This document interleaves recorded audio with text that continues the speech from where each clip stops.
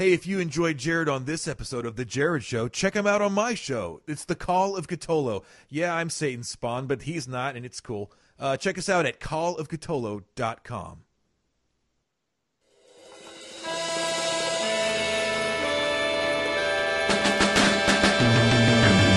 Jerrad, you sound like a real nice guy. You're not a bit, are you, Jerrad? Like you're a real guy who asks these questions really. You're not some guy out there playing a role on the radio who asks questions that I answer about 20 times a week anyway. This isn't a bit for you, right? It's time for The Jerrad Show. Here's your host, Jerrad Suarez. Yeah, that's right, ladies and gentlemen. I'm back. I know you missed me so much. We're going to listen to a little bit of this intro song because I missed it so much.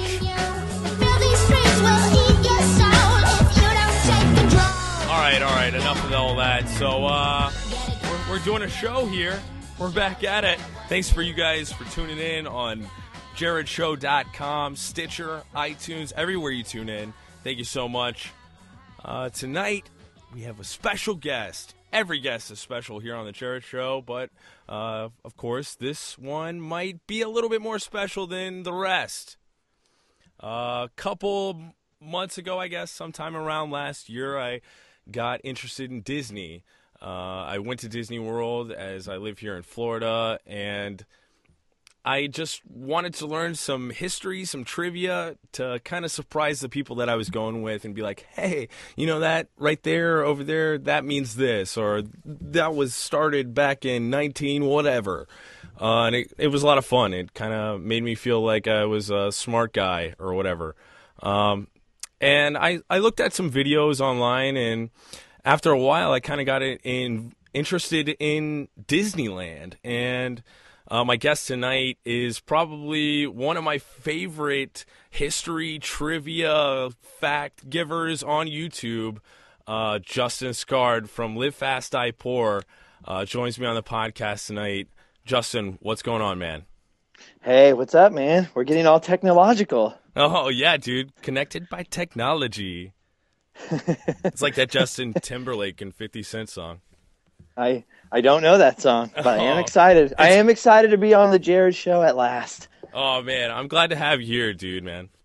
It's the first podcast I legitimately ever listened to because I live in the 19th century. Well, now you're even on your own podcast. We got to give a shout out to the Live Fast Die podcast. Yes, we sit in a room and waste people's time. We've done it twice. We might continue to do it. What do you think about it? You guys have done it twice now. Is it something that you think you'd want to keep doing? It's, you know what's funny is it's harder than it looks because sometimes you sit there and then you just end up staring at each other. So I have to give you credit because you never let it lull, you know? Yeah, I guess that's kind of one of the things that you, when you do a podcast, you never want to give that awkward pause or whatever. It always seems to happen, though. It always seems to happen. So yeah, the first time we did it, we had 5 guys in a room with no plan. Then the next time we had 3 guys, so it was a little easier. So I think we'll keep going. I never wanted to do it. I was intimidated, but I got outvoted by the other guys, so they want to keep going, so we'll keep going. Yeah. Now, how'd you start doing the podcast? Whose idea was it? Oh, that was all Byron, Sin, and Tyler Evans from LiveFastDiePoor.com. That was all their idea, especially once Byron went on your show, on the Jerrad Show. He was like, dude, you see, it was so fun. We have to do this. Yeah, I told you. And I was like, oh, okay, I'll give it, all right. Yeah, that podcast was a lot of fun, man. Byron's a great guy, and obviously if the listeners haven't listened to it yet, go back and check that out. It was a full hour of me and Byron talking about American history with Byron Sin and the Byron Sin Show. All good stuff at the Live Fast, Die Poor website, and under your whole kind of brand, or what is that? What is Live Fast, Die Poor? Is it like a movement, or what would you call that? It's like, I have no idea. It's like, it's the umbrella under which we entertain each other and perhaps waste wasting valuable time since 2012. You know. Okay, all right. Well, I mean, it may be wasting valuable time for you guys, but it's taking up time that it could be me sitting just around looking at any kind of stupid crap on YouTube, really. But wait, where was I with that? I'm sorry, I kind of got to crash with that.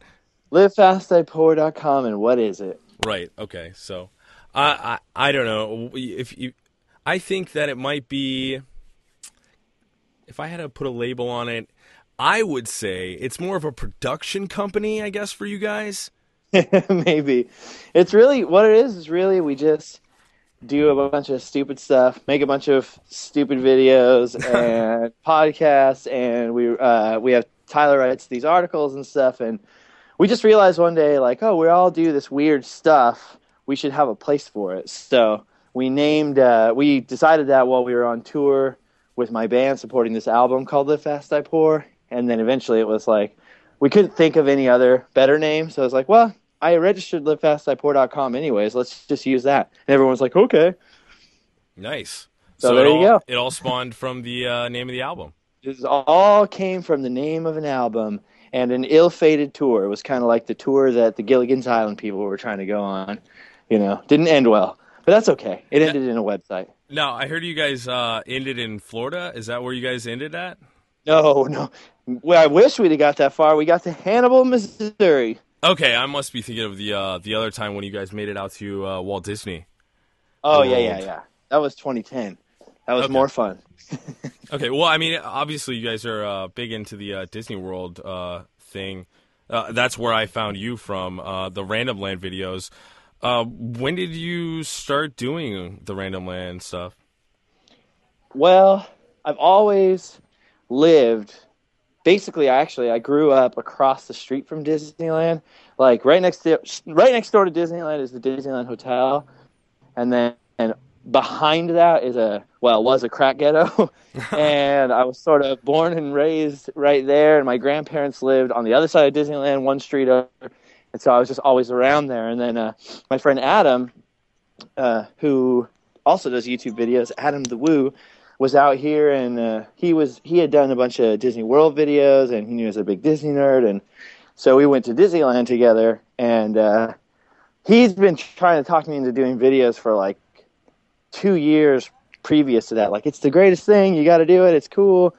And the whole time, I don't even know what I would do videos about. And meantime, we were walking around Disneyland, and I'm just pointing. I knew he was a big nerd about stuff, so I was pointing out, little facts and stuff like that, or correcting some bad facts that cast members or whoever were giving us. And he was like, "You should do a couple videos about Disneyland." So first, I just started doing it to entertain myself, and since then, a few people are watching them. So yeah, man, I'd say so. It looks like you're up to like 5,200 subscribers, which is quite a jump since I discovered you guys.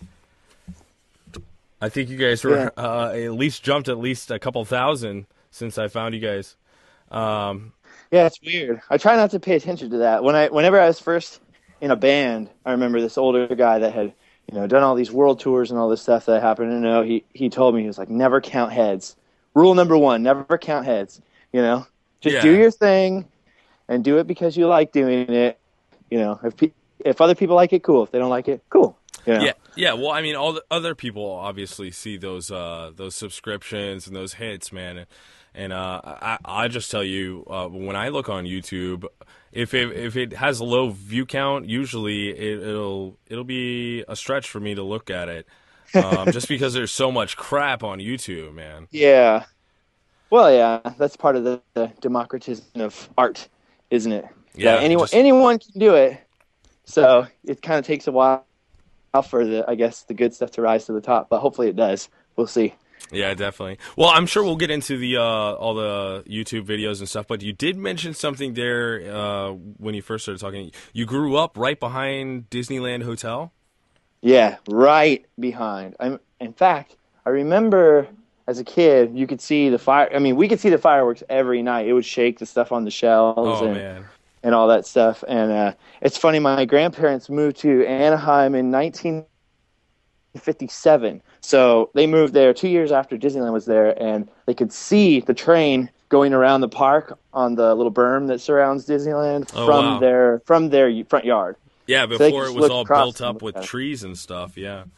Yeah. So it's pretty. So it's just always been there, you know. Definitely, man. So you moved there when you were a kid, and I am guessing you started going to a Disneyland immediately. Yeah, I mean, my mom worked there as a teenager, and some of my other family members worked there. So I don't remember the first time I went to Disneyland, but I'm sure I was in diapers, you know. Yeah. We always just went because if you grew up in Anaheim, you always know a few people that work there, and so a few times a year they get to sign people in. So that's how we went. Oh, okay. We were way too poor to afford going to Disneyland at that time. Right. But we always ended up going at least a few times a year, you know. So it's kind of funny now that almost none of my family lives in that area anymore. So Disneyland has like a weird nostalgic thing for me, like in a different way, you know, almost like, oh, this is where I grew up.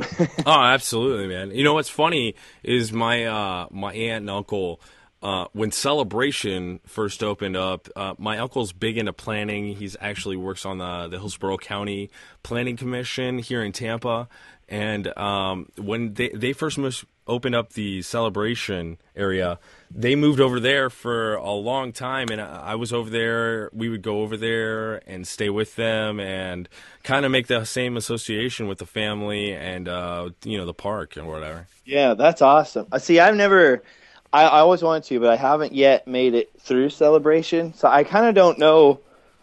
I don't know all that much about Celebration, other than that it came out of the original idea for Epcot and all that kind of stuff. I don't think does Disney not own Celebration anymore? Did they sell it? Yeah, they annexed the property off to Celebration. It's actually its own city development, town incorporated deal. I don't know what the actual technical term for the town is, but they don't own it. But it is Disney property. I don't know how they get around it.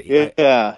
I think it's like annexed or something like that. But basically, it always looks like the Truman Show to me. Oh, yeah, it's totally like that. Definitely. I think people get that kind of idea just because Disney has the name behind it. So they're kind of like, ooh, what kind of Imagineering have they put into this magical city?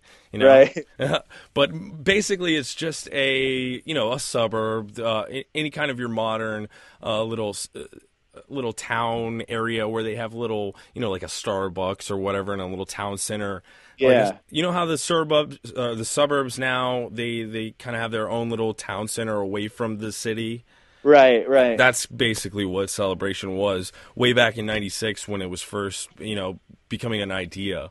Oh, gosh. So. Is 96 way back? Yeah, I think so, man. We're about 20 years from there now. I'm feeling old. Yeah, me too. I'm feeling old. Me too, man. So let's take it back, nostalgia, man. What was the day like when you were a kid, when you went to Disneyland? Like, who'd you go with? What would you look forward to? What was your favorite attraction to go to? It would usually be like, it's funny? It would be like my mom, my dad, my brother, and stuff. So I have all the typical, memories of like doing all the kid rides and, I wouldn't say they're kid rides, but that's what people would think of them as, doing all the dark rides and stuff like that, and then of course, like by the end of the night, being all scared, and then my dad, making me go on Haunted Mansion with him, that kind of thing. Like, no, it's not scary. Come on, we got to do it. Being just terrified, like, oh, the ghosts are gonna follow us home, the hitchhiking ghosts, and then then we'd have to go on like the Matterhorn or Space Mountain at the very end, like the big E-ticket ride, and the funniest thing I can remember about Disneyland as a kid is just that we always cried when we left. Oh, of course. And see, so now I have a kid of my own, and we go, and he never does that. He's always like, "Hey, we got to go. This will be your last ride, and then we're gonna leave afterwards." And he's always totally fine. And it's so funny because and then I see all these other kids crying when they have to leave at the end of the night. Like, no, and it's like the park is closed. We can't go on anything. They're crying, and I'm like, oh, my poor parents. Well, I mean, does he have you guys have annual passes though, right? Yeah. So I mean, that was totally different than when you were a kid going over there. He knows he's going to get to go back. On the other hand, you didn't know when you were going to get to go back. You know, it's probably the same thing with a lot of the kids that are in there crying, being dragged out by their arms by their parents. They got to go back to some snowy, snowy, cold Minnesota, far, far away from the happy place, you know, of Disneyland. And it's like they're just tired out by the end of the day, you know, and they don't want it to end, but they're just clearly useless at that point. You know, they can't walk. You don't want to stop. It doesn't matter if the sunset hours ago. That doesn't matter, man. So, I went to Walt Disney World. I'm like, no, the park is closing. Yeah, man, I went to Walt Disney World. My parents broke me into it when I was real young. Being so close, we got to go a lot. Probably not as much as you did living right behind it, but I got my fair share of Disney World.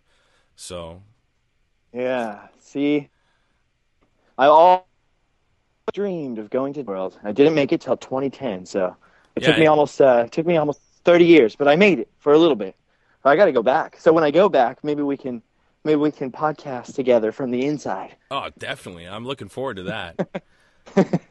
Podcast from Epcot, the Jerrad Show.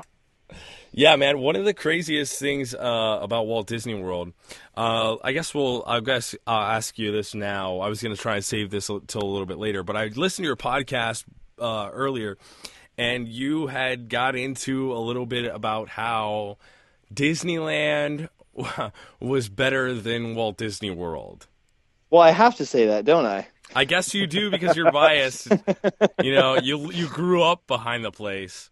Yeah, I have all the nostalgia built in. But what it is see, people always do that. They go Disney World versus Disneyland, but there's really no comparison. I mean, Disney World, if we're going to have to use the word better, if we have to, you know, gun to our head, Disney World, of course, is better. You have 4 huge parks and all these resorts, and you have this whole all-inclusive. I mean, you could probably stay at Disney World for well over a week, really, if you could afford it. Yeah, well, Disneyland. Well, now we have California Adventure, but it was really all by itself. Yeah. You know? So if you're comparing it that way, Disney World wins. But what we were talking about is, or what we should have said more clearly is Magic Kingdom versus Disneyland, because Magic Kingdom's kind of like the Florida Disneyland, you know? Right. Oh, Disneyland beats Magic Kingdom for sure. Yeah, definitely. Well, I mean, I that's what I kind of got, that you were kind of breaking it down to Magic Kingdom versus Disneyland. Yeah. And still, I've never been to Disneyland, so I guess I can't say anything. But thanks to your videos and some other YouTubers like Fresh Baked Disney, a couple other guys, I really feel like I know the park like the back of my hand. I'm sure that I'm way off, but it's definitely smaller. It seems like Disneyland has a lot more rides. Yeah, they have a lot more rides, but there's just a lot more in Magic Kingdom. Like for instance, they have the People Mover is there. Yeah. I mean, it's not something that's like, you know, it's not Indiana Jones, you know. It's strange, isn't it? Because Magic Kingdom kept the People Mover and some other rides that have disappeared from Disneyland, but then at the same time, Magic Kingdom got rid of all the dark rides in Fantasyland. Right. Yeah.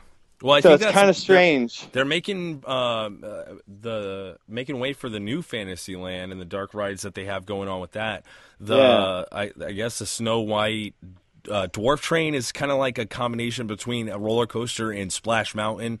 That you're going to go through the mine. And it's kind of like going through Splash Mountain and the dark ride scenes that you go through in that ride. I think it's kind of cool that they're making them diverge a little bit, you know, because it makes each park more unique. Right, so and that's what it makes me want to go back to Magic Kingdom really bad, you know, to see all the changes and see how different it is and stuff. That's what they wanted in the beginning when they were first designing Magic Kingdom. They almost didn't include Pirates of the Caribbean because they were like, you know what? We want Disney Experience to be something that is unique to the area. And they felt that Pirates in Florida was already, there was so many of them. It was a big thing in Florida. So they almost turned Pirates of the Caribbean here in Walt Disney World into something like a Frontierland kind of America along those lines kind of a deal. But thankfully, how weird. Yeah, thankfully they wound up going with the Pirates of the Caribbean theme. But speaking of Pirates of the Caribbean, see, Pirates of the Caribbean at Disney World is a lot shorter. And so the Pirates of the Caribbean here, and it doesn't have to go under the berm, so there isn't the drop down waterfalls like at Disneyland. So I would say, Disneyland Pirates so much better. Well, but at Disney World, the thing that's weird about Walt Disney World, let me just hang on. The Walt Disney World ride, it does have the drop, but the queue line, it takes you up. And then it drops you down, and Magic Kingdom is already 14 feet above the ground already. It's got the utilitor underneath, the corridor that is for utility uses and stuff. So it's already got that drop down. You don't have to do all that with the berms like they have to in Disneyland. So, you go underground. But the thing that really, really sucks about the one here in Florida is at the end, you go past Jack Sparrow, and you're supposed to go back up the waterfall, take you back to modern times. The whole thing with Pirates of the Caribbean is you drop down a waterfall, it takes you back to this magical time of the pirates. The only way to get back is to go up the waterfall. So that's like the complete, version of the ride. Here in Disney World, the last time I went on it, you go past Jack Sparrow's little treasure room thing, and then it opens up into like this industrial warehouse looking thing with no theming, and it's just like a platform. What? Yeah, it's just like a platform. You get out, you walk up these cold steel stairs, and bam! I was like, wow, this must be some sort of refurbishment or something like that. I don't know. It was really bad, but I've got to say, when comparing Walt Disney World Pirates, or Walt Disney World, I said it right, Walt Disney World Pirates to Disneyland Pirates, the thing that beats it out, I think, is the queue line. Yeah, that's true. The queue line is way more involved. Yeah, because you're going through like a prison. You see all these dioramas, all these setups of these skeletons. You go past a couple skeletons playing cards and all this stuff. So it's pretty cool. Yeah, that's what I was going to say. The queue line for that is like amazing. Yeah. I just wanted to go slower through the line and just look at everything. It was so cool because that's the thing I love about Disney parks compared to like a Six Flags or something like that. It's just the amount of attention to detail and stuff like that. It's so cool. Especially like a queue line like that is part of the experience. I never understand people who want to skip the line because some of these queue lines is what gets you into your imagination in that time and place before you take the ride. Yeah, definitely. It transports you. That's the whole thing about the rides being in the themed areas of the park. It completely transports you to a different area, in a different world, really. So that's I don't know. I really like that. But one thing that I did wanted to talk to you about Walt Disney World that I don't think that because you only spent a couple hours here. Is the amount of stuff that you can do admission free. Right. I mean, did you know I wrote down a couple of different scenarios actually. So like the Port Orleans Resort, for instance. You can go to downtown Disney, park downtown Disney, and then take a boat, a ferry boat, a small little boat to New Orleans, basically. You're in New Orleans. You can, walk around the New Orleans architecture, listen to jazz music, have beignets. It's really awesome. I mean, just the detail that they would put into something like a queue line. Just imagine what they do to a resort, Yeah, I haven't. I was so badly want to go back and just spend time checking out each one of those resorts, especially the Polynesian resort. I want to check that out so bad. Yeah, dude. And the great thing about the Polynesian, I think, is the monorail is is right there, and you can pop onto the monorail. You can go over to any of the other resorts and stuff like that. You can do a pub crawl kind of thing. Yeah, that is so But epic. ride the monorail for free. Yeah, that's so awesome. That's one of the greatest things about the Walt Disney World is I think that's the like monorail. the part. I think that's the big thing. That's the big part of Walt's dream that really comes to life. There is that you're fully immersed. Absolutely. At all times. And I love that, because Disneyland, when you ride in from the monorail from the hotel or whatever, I mean, you can see backstage and you can see all this different stuff. In Disney World, I never saw anything like that. There's never anything to pop the bubble, Yeah, you're all in. Right. They make sure that it's when they make that saying the most magical place on earth, it really is. They go all out to try and make it magical. Like you can't believe that this is, a real place. You're like, where did all the cars and the food deliveries come through and shit? I mean, it's like the utilidor, the concept for the utility corridor is It's amazing. That totally, not saved, but totally revitalized everything that Walt Disney did in 1955, Yeah, I'll tell you, too, it's funny, my friend Adam, he spent so much time in Florida. Oh, and also my friend Jeff, that you and I were talking about earlier before the podcast, both of them came from the East Coast and then spent time out here. Jeff moved out here, and we were in Adventureland the other day, and we saw someone from New Orleans Square had to walk through it. And he was saying, yeah, you would never see that at Disney World because the utilidors. You would never see someone out of the wrong area in the wrong costume. And what's even more interesting is that in Anaheim, they used to have a rule out here where when you left the park, you had to take off your costume. And now they don't have to do that. So it's kind of funny because you can see people dressed up in the Adventureland uniform or Tomorrowland uniform, sitting at the bus station. Oh, wow. Down the street, shopping in Walmart and stuff like that. I kind of think that's one of the rules. They might want to put that rule back in place because it is definitely weird, when I have my 6-year-old and we're, at Target or whatever, and he's like, hey, you work at Disneyland. Yeah, that's crazy. Wow. That's funny because in Tampa here we have a small park. It's Busch Gardens, Tampa. I don't know if you've heard about it. Yeah.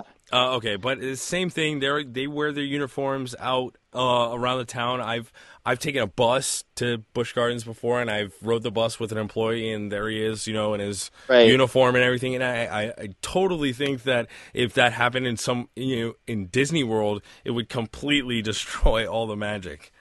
Yeah, it's definitely strange. Anaheim, the Disneyland out here is definitely handicapped by space. Yeah. And Florida is just amazing to me. I mean Disney. I mean, how much? It's dozens and dozens, if not hundreds, of square miles they own out there. Yeah, it's right? a couple hundred acres. That's amazing. The original plot was a couple hundred acres. Yeah, that's incredible. It's huge. The great thing about that is, you can get on a monorail or a boat and stuff. Is you go to the park or go to another resort like that, you don't see traffic, you don't see pavement, none of that stuff, Yeah, that's amazing. It blew me away. I mean, we were only there for, I think we were there for about 8 hours. So, all told, parking and doing whatever, I think we were in Magic Kingdom for 3 hours and in Epcot for 3 hours. Oh, that's... And it wasn't enough time because I was just so blown away trying to look at everything, trying to absorb it, that there just wasn't... I kind of, it's one of those things, you ever gone somewhere with a camera and you're taking pictures and you're doing all this stuff and then you realize when it's over, like, oh, I feel like I didn't even go there because I was looking at it through the camera the whole time. It was kind of like that with Disney World for me. It was like really surreal. Like I almost felt like I didn't visit. So I need to go back. Yeah, definitely. 3 hours at a park. I mean, I could do 6 hours and just, do pools or something. Yeah. That's another big thing about the place down here is the pools. If you come, you should definitely come during this summer, man. There's so much for you to do that's like free admission. The pools are, oh my God. You think the e-ticket pool out at Disneyland Hotel is something to gawk at. the Polynesian Hotel pool is like a volcano slide. They really go all out with their pools and stuff, man. I definitely can't wait. If there's any rich people listening that just need something to do with their money, I'm more than happy to fly out there. Hey, well, you never know when this live past die poor thing might take off, and it might send you across the country to Florida for a couple days by yourself. Because I guess when you try to make a Florida vacation and all that, you gotta include the fam and think of their what they're gonna want to do. I mean, I'm sure just by yourself you'd be content with doing the minimal. Yeah, I just have to wander. I just surviving. Have to spend like a month out there wandering. But yeah, man, I mean, if you ever wanted to do a live fast, die poor like kind of thing where you come out here and get some footage or something like that, I'm always, I'm 45 minutes away from the parks, and that's available. So I hope you have a comfortable couch. Yeah, I got a air mattress, pull out, all that good stuff. But yeah, man, the Randomland videos. Let's get back in that for a second. Okay.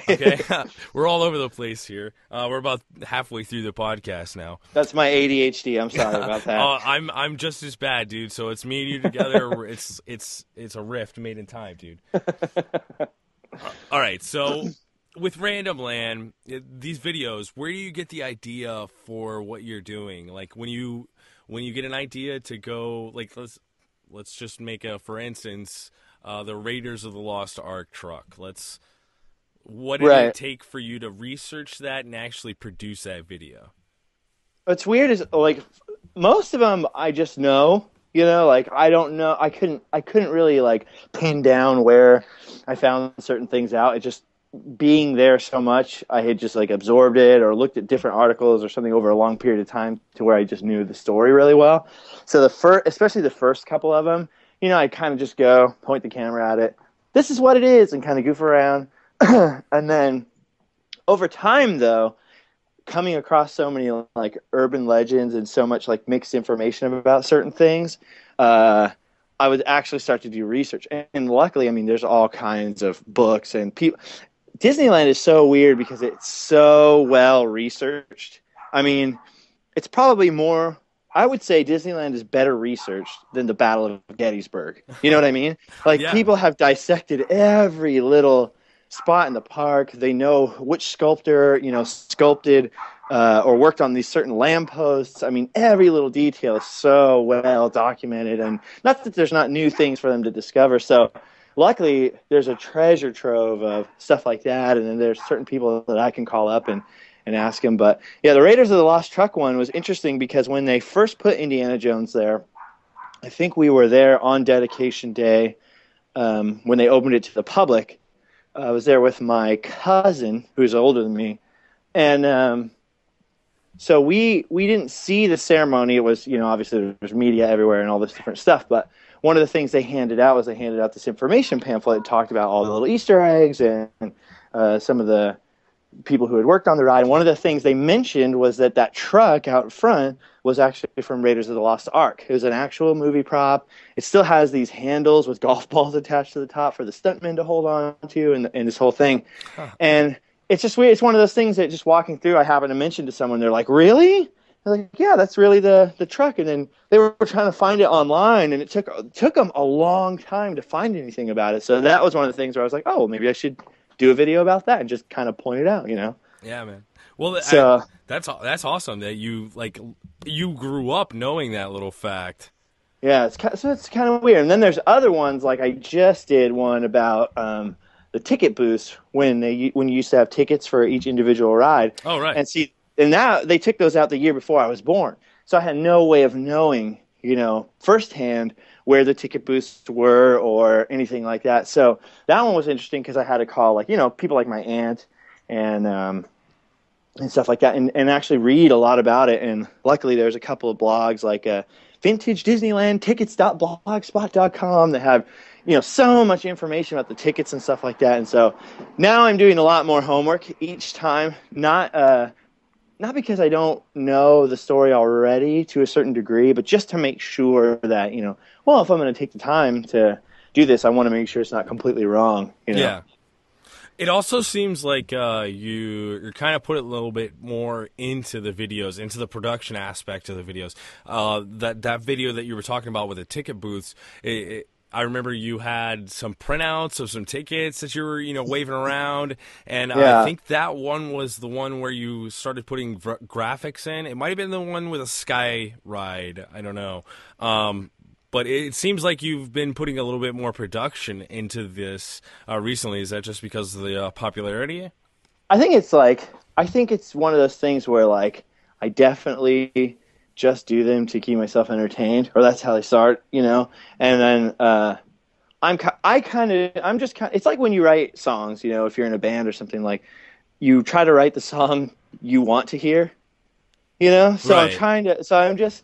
I think I've just gotten maybe a little bit better, hopefully, at doing these, and then I go, I would want to see what the House of the Future looked like. I don't want someone to point the camera at where it was, right? So then I did get permission to use some vintage photographs from this guy, Dave, who has a website called daveland.com, and it's or davelandweb.com, excuse me. It's the craziest treasure trove of vintage Disneyland photos. And then even then I was like, well, I kind of want to see it in context. So I drew the House of the Future like an Illustrator or whatever, and then I popped it into the video. And so I think, I don't know that I guess I am putting more effort into it, in a way. But I think it's mostly just because, I just know what I would want to see. It's evolving too. The same thing with the podcast, that I do. I listen to it and I figure out, I self-criticize myself. I'm like, I like that.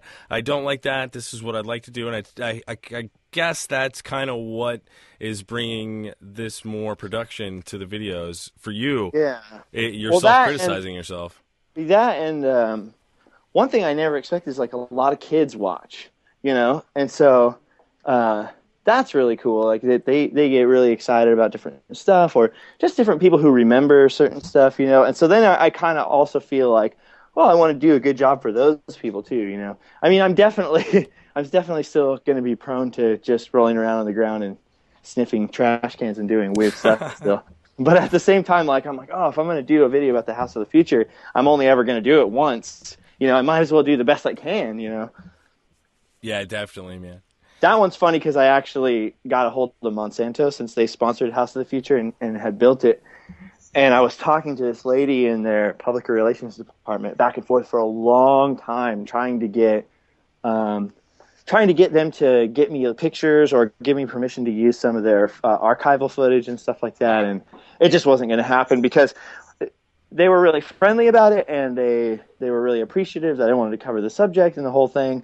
And they did find some material in their archives, but then when it came time for lawyers, they were like, "What do you want to do? You want to put it on YouTube? What? Yeah. I don't understand what you're trying to do." So no, they're like those YouTubers. Oh no, get those away from us. I don't think the new media stuff has really. I don't think some people understand it yet, really. Well, I'm sure that Monsanto has some sort of understanding of where they are under the social networks or whatnot. What people think of them. Well, what's more surprising, because I told them, I'm not going to talk about anything controversial. Exactly. I simply want to talk about the old House of the Future and what a cool thing it was. Right. And they should have been like, oh, somebody wants to talk about something positive in our history of America? Yes. Yeah, that's what I thought. I was like, I'm not going to talk about how I don't like that you're trying to patent life. Yeah, I just want to talk about the plastic House of the Future. That's all I want. But the lawyers didn't like it. So they heard YouTube and they were like, no, there's comments that are going to be made. I guess so. So, oh well. Yeah, I really did.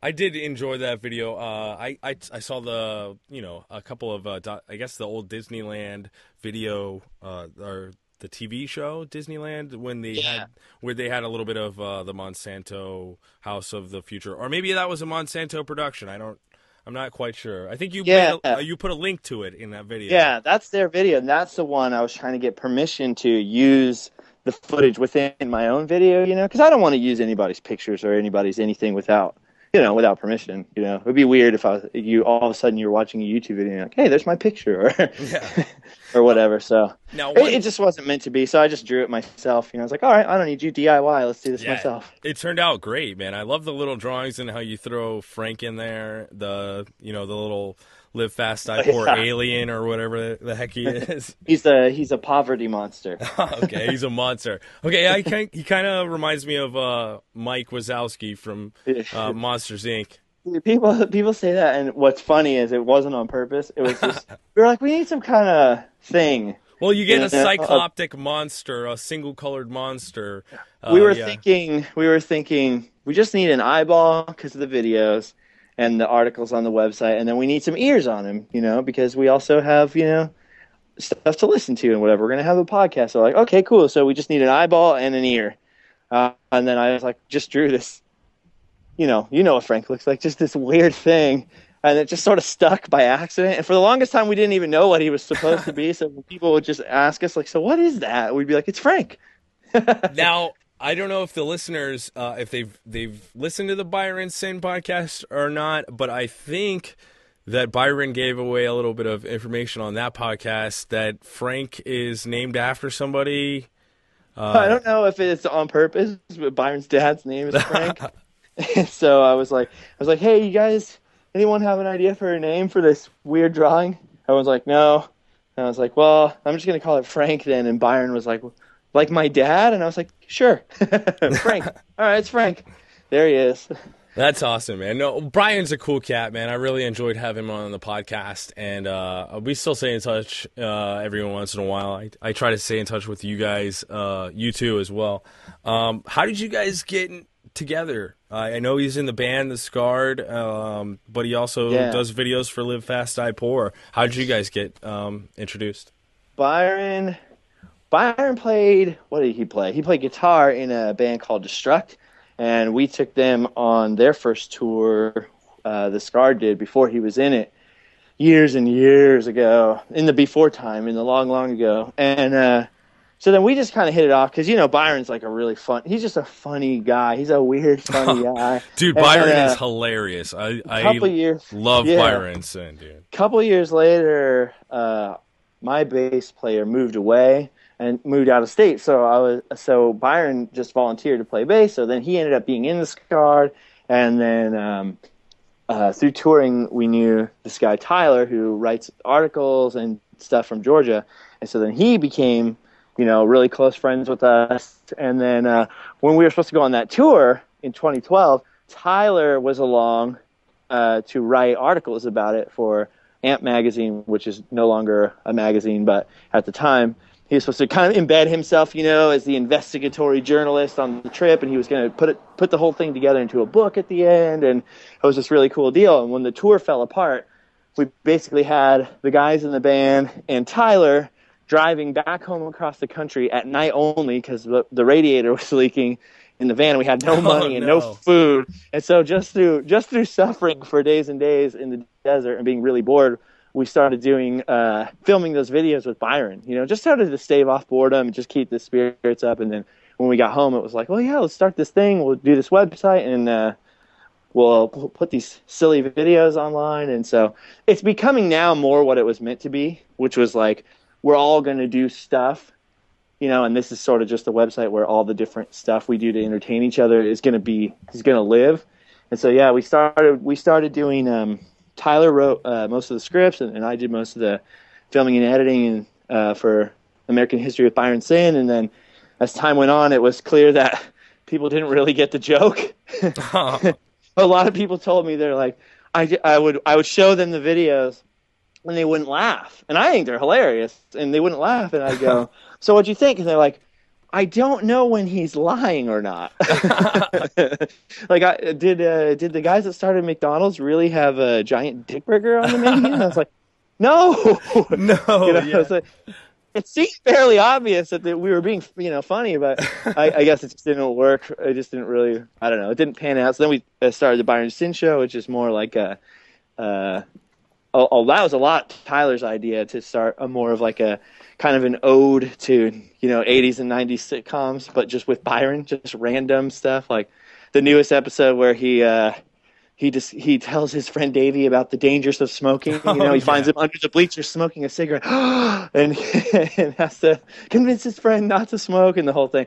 That's just pretty funny, So we're still doing stuff with Byron, and then Byron's starting to film like videos of himself just like going around town doing random party stuff, and then of course I started doing the Disneyland videos, and now we've got Tyler, and we're starting to film a series with him because he's just a music journalist. So we're doing Tyler Evans Rock Journalist, where we went to Johnny Cash's boyhood home, and it wasn't open to the public yet, but the university let us in, and we got to wander around there. And then he just put up one now, it's on the Facebook, I think, of Leo Fender out here, started Fender Guitars, and so we went to Leo Fender's first little shop and sort of talked about the history of Fender and how it started here, and so that was pretty cool. And then he has more in store too as well. Yeah, that's awesome, man. That's really great how everything is coming together. You definitely have a great group of people that can create some really awesome content, and it's really cool to see that, the different kinds of people that you have too, like you with the Disneyland videos, and then Tyler with the rock journalism kind of. Still along the same lines with the history or whatnot, and then Byron with the American history with Byron Sen, the history, there it is, but bringing a lot of the Byron flavor that Byron brings to everything. So, right. But yeah, man, I'm really excited to see what's going to be going on with you guys here in the upcoming future. I myself am a big fan. That's how I got introduced to you guys. Is just started watching your videos, and after a while, I wanted more and more and more, and then I kind of became one of those guys that's checking YouTube every day. Oh, let's see what the channel has today. Is there a new video? Yes. Awesome. Yeah, now we've got, so everyone's got their own individual channel, so like the website's becoming more important to like tie it all together. But one of the cool things is we're starting to meet now like these other people that are doing these weird creative things, like these guys from Utmost Studios that are doing this cartoon series. And these guys, like, they build weird stuff. Like, they build remote control cars to test ramps for the X Games, and they do all kinds of weird production company stuff and After Effects and all these different things. And so on the side, for fun, they started doing this weird cartoon where they're hot air balloons with no arms or legs, and their faces are the baskets, and they're just having these random conversations, and they're like. They're not crude and they're not dirty, but they're just really random and funny. And so I hit we connected right away, and I was like, we've got to be able to post these on the website, man. These are too good. And so now they want me to do a voice in one of their cartoons, and I think Tyler and I are going to try to write some scripts for the thing. So it's cool because and then we meet you, people like you, and then we're just meeting it's really exciting to meet all these like different creative people in different parts of the country. We met this guy, Jerry Cook, up in Minnesota, freezing to death right now. Jerry, he's got like he's got like a bunch of weird videos that he's done, and like some random, he was doing this. I didn't even know it was him at first. He was sending me these like 15-second videos called Crazy Unknown Facts About Jesus.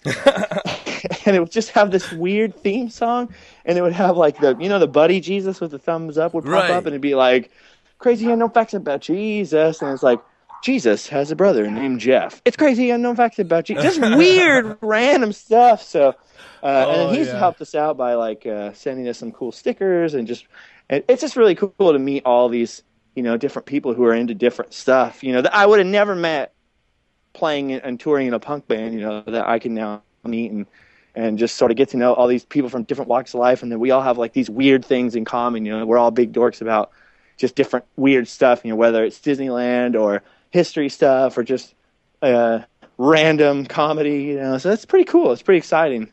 Yeah, man, that's the magic of the internet. That's that's what's going on these days, dude. Just bringing people together. Everybody can create content. There's no limits anymore. It's awesome.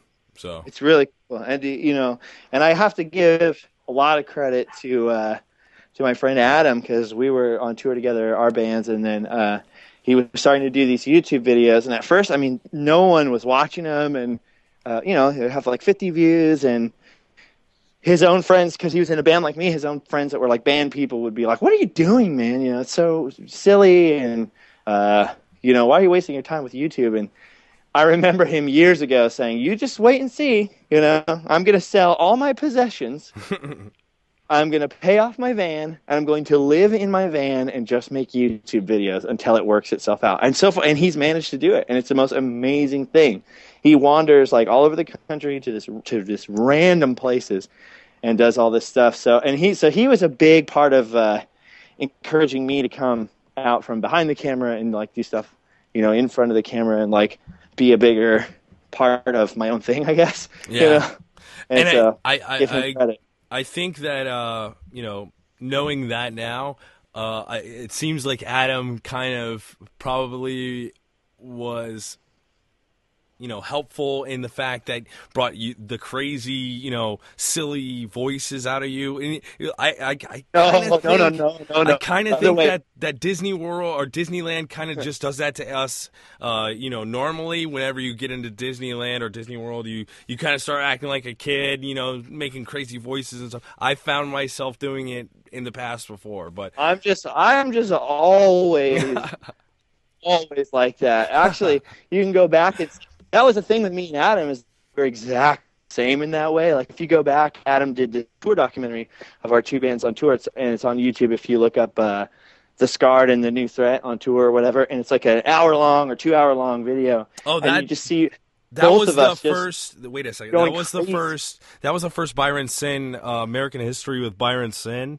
Yeah, kinda. Oh, that was like where it first started. I remember that. Yeah, making weird jokes about wherever we were at, and and so that was one thing. Is like Adam and I were both the weird guys doing weird voices and being spazzes the whole time. That was a big thing. Is he's like, "Look, man, look at me. All I'm doing is doing the thing that we both do anyways, which is just be spastic weirdo." And it's cool, and people like it. You should put yourself on camera because you're a spastic weirdo like me. And so I'm really excited because he's on his way here actually right now. He's going on tour with this band Guttermouth, punk band, and then when he's done, he's going to spend some time out in the Old West with us. So I'm pretty excited to team up with him again and get some shenanigans going. Awesome, yeah. You guys are going to do some videos in the Old West kind of theme? We have some plans. Awesome. Dude, the Calico Ghost Town, awesome. That was a great video, dude. I love that place. I really enjoyed it a lot, probably because it kind of took us away from Disneyland for a moment, but it still had the whole Randomland, you know, fun aspect to it. You know, I love it when you go into the voices, the prospector, or you know, the nerdy guy or whatever. I love that. In the beginning, it kind of threw me off a little bit, and I gotta be honest, like maybe the second or third video I saw was you and Monkey and maybe Byron at Knott's Berry Farm, and you guys were talking at the end. You guys were talking about the chicken dinner. Oh, yeah. And you started just calling, like, everything chicken dinner. Like, chicken dinner window, chicken dinner curb, chicken dinner possum. You started, like, following the possum around. I was like, oh my God. Yeah, it was the boysenberry thing. Like, look, they have boysenberry cookies. Boysenberry syrup. Yeah. That's just me. What's funny is, like, so, you know, these videos are out there now. Some of my friends that just really never seen that side of me are like, whoa, dude, you're so weird. And what's funny is my wife, she doesn't even laugh at him because she's like, what? It's like real life. You just, she doesn't even laugh at it anymore. Right. That's just a normal, like, everyday there Justin. He is. Yeah. There he is at dinner with my boss, you know, saying, chicken, yummy, you know, weird. Yeah, I'm weird. Oh, okay. Dude, it's awesome. I love it. It was a little bit off-putting at first just because I wasn't ready for it, but once I got used to it, dude, I'm telling you, I love it now. It's so awesome. The little voice you do, the nerdy, yeah, yes, yeah. That guy is hilarious. Yeah, you know, it's funny, that video when I went to Roswell, New Mexico, and we did some videos there. And there's a guy in the videos, kind of mostly in the background, named Chris, who was my friend that ended up moving out there, and that's why I was out there. He's the one that him and I used to do that voice all the time. It started from we were in this band and we'd go on tour and we'd stay up all night just making weird, quoting Pee Wee Herman.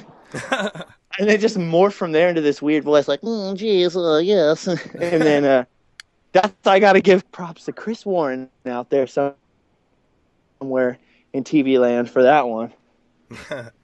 Yeah, thank you, Chris, because I love it. We're just weird. We're just everyone is weird. Yeah. Everyone is weird. We're just not as afraid to show it. Yeah, dude. I think the fact that Disney, it kind of brings you back to that whole child. It brings that child out in everybody, really. Yeah, so you know what it is about that place specifically is that because I like doing videos other places, and I will do more of them as whenever I have the resources to put gas in the gas tank, because Disneyland is still like right down the street from me. Yeah. But what it is about Disneyland is like you can't help but your imagination, the attention to detail. You just can't help but your imagination start going into overdrive. If you have any imagination at all, that place just sets it on fire. Oh, definitely, man. That's what it's made for. That's what he built it for. I love it. Yeah, dude. So what can we expect from Live Fast, Die Poor in the fantastic year of 2014? 2014. Well, first, see Adam the Woo. So youtube.com/Adam the Woo for anyone that is unfamiliar with the strangeness of Adam. He's coming out here and we'll be teaming up some and doing some videos together, and then we're getting Tyler Evans, rock journalist, going, so we'll have some more rock and roll history at different places, and of course we're going to do a couple more American histories with Byron Sin, and then we have the Random podcast where we sit around and talk about random things. Yeah. About being poor and random in California. and then Randomland, we have, there's a lot. There's never ending amounts of stuff to show at Disneyland and there's all kinds of stuff around here that I have this giant list now, and it's cool because people now are starting to request things. Oh yeah. Like, you should do a video about the People Mover, and I've had that planned out for so long, but now it's funny because I'm just like I'm building up this huge list of things I'm really excited to do, and so I think maybe that's why too they're hopefully getting a little better. It's just because I'm like, I got this huge list, but I don't want to just run through it. I want to do the best I can every time. So. Yeah, definitely. What can we look forward to seeing coming up next on Randomland? What do you got working up? You say you got a lot of stuff, but what's coming up next? Next thing, I think should be up next week or soon, is next to the Haunted Mansion is a quote-unquote secret cemetery. Oh, the chicken exit.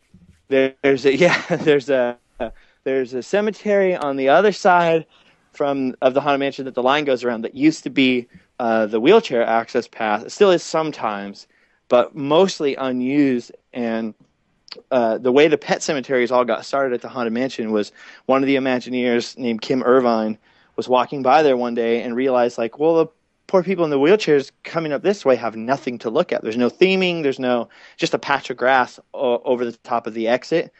And so she decided to go buy some random statuary from like a garden supply store, that kind of thing, right? And painted it and just sort of put some humorous inscriptions on them, and then had this little pet cemetery set up.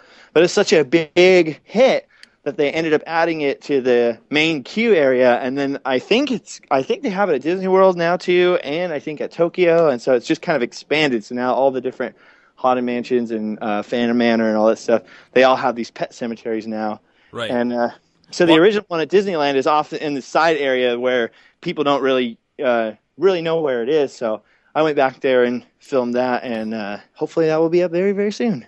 Awesome. Yeah, I'll definitely look forward to that. Now, is that is it still the wheelchair entrance for them, or? Well, now they have like a better ramp that just leads up to the front door. So 9 out of 10 times they just use that for people, but there's some extreme cases, or when it's really crowded or whatever, that they do end up using the back entrance to those elevators. And so every once in a while they'll still use it, but it's not really that. I don't see. There's a lot of things that I do that are like quote unquote secrets. You know, people are like, oh, film the secret cemetery, the secret whatever, and I don't think they're secrets because I guess I'm there all the time. So well, because we research like crazy. Like, yeah. I mean, I've done the same thing. I think it's a little bit different in Walt Disney World, the way they have the pet cemetery set up here. Yeah, it's hard for me to realize though that, you know, most people will save up for a long time because they're coming from far away. They'll come out here. They're only there for one day. They're trying to get as many rides in as they can. They got a whole group of people. Oh, let's go here. Let's go here. And so they don't notice a lot of this kind of stuff. So it's been pretty cool to do videos like this because to me, I'm like, oh yeah, it's just that little pet cemetery there. But other people get really excited about it. So then that gets me excited about it, you know. And then I get all excited, like, let's go take a look. Yeah, it's also cool too because the next time they go back to there, they're going to be looking for it too, and you're going to be a part of their trip too. So that's right. Someone just emailed me yesterday, like, I'm coming from Hawaii, and check it out. I have this whole list of, you know, things to look for there. What I didn't realize too, and I've now realized a lot more from talking to people, is that the biggest, and I wrote a big long article on the website about this, is that people go there and they're really just trying to cram in ride after ride after ride, and they don't realize that even at Disneyland, as small as it is, you could go there and not ride a single ride and still have plenty to look at and plenty to check out. And I think it's really cool to have a whole list of things to look at and go do that aren't necessarily like, you know, the rides. Because I think people get overwhelmed trying to ride so many rides that they're like, you know, whatever, theme park. And it's like, no, it's different. There's so much to see here, and there's so much history, and there's so many firsts at Disneyland too. And that's the other thing I like to, you know, I'm trying to, I guess, show people is, look at this. And the other thing, the big thing for me is I love history, any kind of history. And at Disneyland, history and fun like come together, you know. So it's a good way of showing like, I love when kids watch it, you know, and then tell me like, you're making history so much fun. It's like, well, history is fun, you know. You can't have what's the guy from Ferris Bueller teaching you history? I guess that's what most people are used to, you know. Well, in 1955, you know, Bueller. It's also going to be like a topic that you're kind of interested in too, because obviously these kids, you know, they've probably been to Disneyland or Disney World before. They watch the Disney Channel, and Disney's a big part of their life, so they're already interested in it. So that little bit of extra history that they never knew about, they didn't even think about that there was a history to Disney. You know, they just think about all the fun stuff. And then once you show them that, hey, look, there's history in everything, even the stuff that's, you know, fun like Disneyland, that kind of opens their mind, and they're like, wow, you know, learning like this can be fun. So props to you, man. I choose to believe that the world is, in fact, an interesting and amazing place. It's just that you have to look at it from a positive viewpoint, you know, and find out what is it that makes this place special, you know. And Disneyland is just, it's easy to see how special it is. There's stuff like, but there's so many other things to see and check out. I can't wait to do. It's just, I'm trying to be patient, you know, one video at a time. Yeah, man. Well, keep it coming, man, because I'm enjoying it, and I'm sure a lot of the listeners are enjoying it. And hopefully you get a couple more viewers off this podcast, some new listeners or some new viewers. Welcome aboard, everyone. Check out livefastdiepoor.com for all of the Randomland and everything that Justin does. And thanks a lot, man, for coming on the show today and talking with me about Disneyland and your videos and all that kind of fun stuff, man. I've had a lot of fun here with you, man. Oh, we could keep going forever. We'll have to do another one, or before this turns into the first 2-hour Jerrad show. Definitely, dude. You know what? And I'm totally open to being on your podcast anytime. We can do this, the same thing. I don't know if you can set it up the same way I've got it set up. You'll have to teach me. You'll have to teach me the technological ways. Yeah, definitely. And also, I guess, you know, in a perfect world, it would be great to have, you know, you and Byron on together, or you and Adam on together. You know, eventually have you guys. You have to have Adam. Yeah, you've got to have Adam the Woo. Oh, definitely. Adam the Woo, for the listeners that might not know exactly who he is, definitely go check him out. This guy has done some crazy stuff, including breaking into river country here in Florida at Walt Disney World and get some spectacular video. I think it's one of the very few videos that you can actually make things out and, kind of see what's going on there. But, yeah, Adam the Woo, definitely. I'd love to have him on with you and with Byron. Byron's a lot of fun. Hopefully we can have him back on. Just have the whole LiveFastDiePoor.com crew on, cross-promotion. All this good stuff, man. I love it, It'll dude. be chaos. Awesome, man. Well, thanks again for doing this, and thanks to all you listeners for tuning in to JerradShow.com. Make sure hit us up at iTunes, give us a subscription, a rating. Tell them you love us. Hit up Stitcher. Those guys want to know that you're listening to us. We as love well. Jerrad Show. All right. Till next time. Thanks for listening, and have a great week.